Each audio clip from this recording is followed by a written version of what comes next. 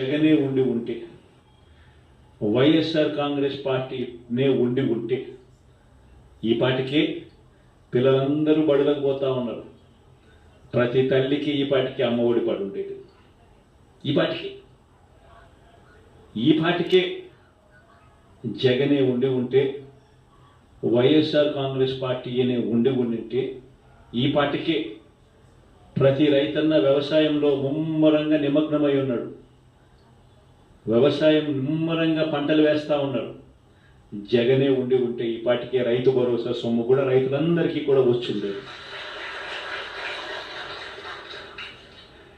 జగనే ఉండి ఉంటే, వైఎస్ఆర్ కాంగ్రెస్ పార్టీ ప్రభుత్వం ఉండి ఉండింటే ఈ పాటికే రైతులకు 2023-24 సంబంధించిన ఖరీఫ్కి సంబంధించిన ఇన్సూరెన్స్ సొమ్ము కూడా కనీసం ఇంతవరకు ఈ ప్రభుత్వం